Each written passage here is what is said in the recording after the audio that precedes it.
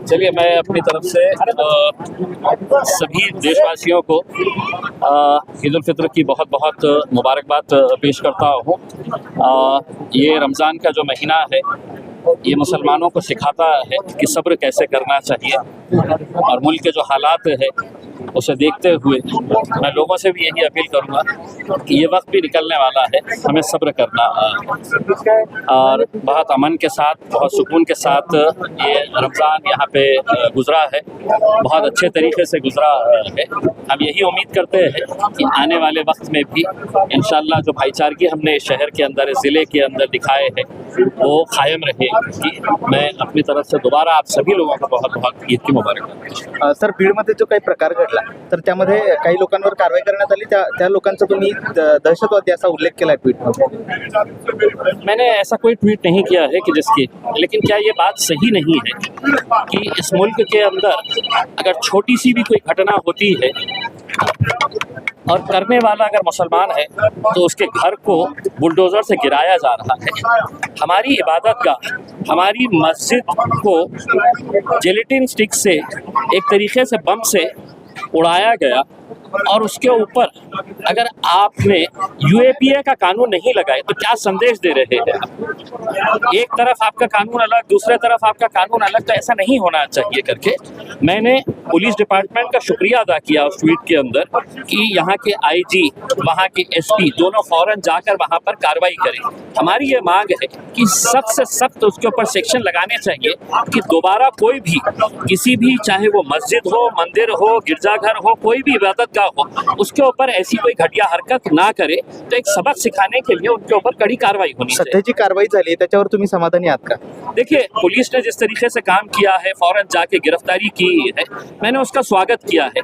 लेकिन जब हम वो सेक्शंस देखते हैं कि कौन कौन से सेक्शंस लगाए गए हैं, अगर आप कानून की भाषा के अंदर अगर बात करेंगे तो एक्सप्लोसिव्स एक्ट का कानून लगाया गया है, और एक्सप्लोसिव्स एक्ट का अगर आप सेक्शन पढ़ेंगे तो उस हिसाब से ये केस यूएपीए के अंडर में आना चाहिए। अगर यही काम अगर इम्तियाज जलील अगर करता तो शायद अभी तक उसके घर पे बुलडोजर पहुंच जाता, यूएपी का कानून लग जाता उसके ऊपर। लेकिन यहाँ पर आप अगर छोटे मोटे कायदे कानून वो लगाएंगे, सेक्शंस लगाएंगे, तो कहीं ना कहीं ऐसी हरकतें करने वाले लोगों को है तो आप बढ़ावा दे रहे हैं। हम उम्मीद करते हैं कि जो आज जो कानून का नंगा नाच हम उत्तर प्रदेश के अंदर देख रहे हैं, वो हमें महाराष्ट्र के अंदर देखने को नहीं मिलना चाहिए। नागपूर प्रकरणामध्ये जी दंगल झाली होती तेव्हा जे लोक बोलत होते, जे नेते होते, ते आता शांत आहेत, आणि त्याच्यामुळेच ही कारवाई जी झाली त्याच्यामुळे नागरिकांमध्ये रोष असल्याचं पाहायला मिळतं। काय आहे की ठीक आहे, नागपूरमध्ये जे झालं आता ते जे नेते आहे ते गप्प बसलेले आहे, ते याचा प्रश्न तुम्ही त्यांना विचारा। मी गप्प बसणारा नाही आहे। जिथे जिथे अन्याय होणार, जिथे जिथे अशा प्रकारची घटना घडणार, आम्ही बोलत राहणार आणि कायद्याच्या चौकटीत राहून आम्ही पोलिसांना फक्त त्यांचं कर्तव्य काय आहे हे दाखवणार आहे। म्हणजे आज जे नागपूरमध्ये झालं, जे घटना घडली, जे दंगा घडला, त्याची आम्ही निंदा केली, कड्या शब्दामध्ये आम्ही निंदा केली। पण याचा अर्थ हे नाही आहे की तुम्ही जे करणारा एक माणूस आहे त्याचा घर तुम्ही बुलडोझरने पाडणार आहे।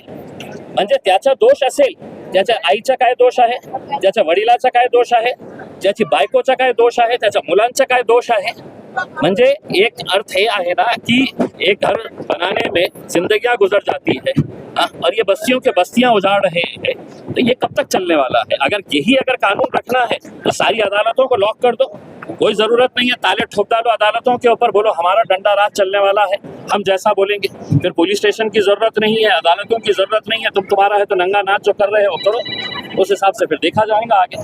पण त्या प्रकरणामध्ये त्या संबंधित आरोपीचं जे काही घर होतं ते अतिक्रमणामध्ये होतं, त्यामुळे ते तोडलं। सवाल ये पैदा होता है कि अतिक्रमण के अंदर था तो क्या नागपुर प्रशासन सो रहा था, झकमरा रहा था इतने सालों से कि वहां पर वो ये घटना होती है, उसके दूसरे दिन तुमको खबर आती है?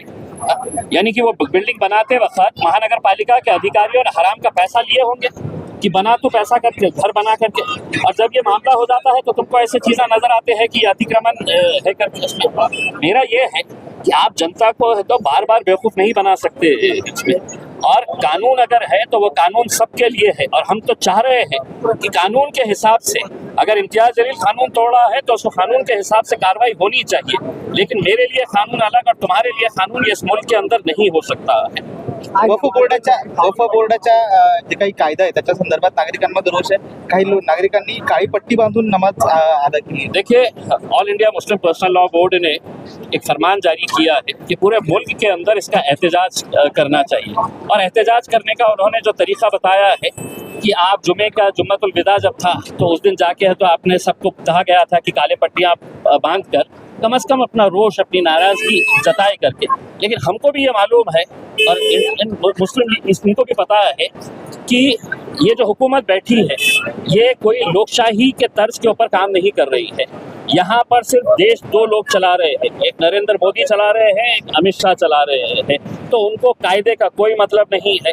अगर कायदा अगर है इस देश के अंदर तो आप मुझे ये बताइएगा कि नागपुर के अंदर जो दंगा हुआ उसकी शुरुआत जिसने की उनको एक दिन के लिए भी आप अरेस्ट नहीं करेंगे।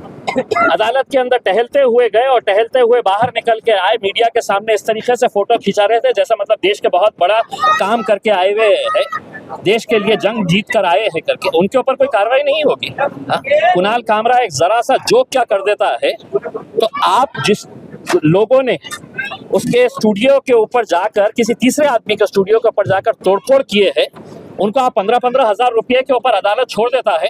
मैं अदालत के उस जज को ये कहना चाहूंगा कि इम्तियाज जलील भी अगर जेब में 15,000 रुपये लेकर अगर निकला बाहर और कहा कि अब मैं ये ऑफिस खोलूंगा जाके करके, तो मुझे मालूम है कि तुमको 15,000 के ऊपर है तो छोड़ना पड़ेगा, 15,000 के बॉन्ड के ऊपर। तो अदालतें भी जो फैसला कर रही है हम उसके भी कड़े शब्दों के अंदर निंदा करते हैं। अदालतों का इज्जत सम्मान करना चाहिए, हम बराबर बोलते रहते हैं, लेकिन ऐसे लोग जब अदालतों के अंदर आकर जज की कुर्सियों के ऊपर बैठने लगेंगे तो मेरे हिसाब से वो कुर्सी उनके लिए लायक के नहीं है।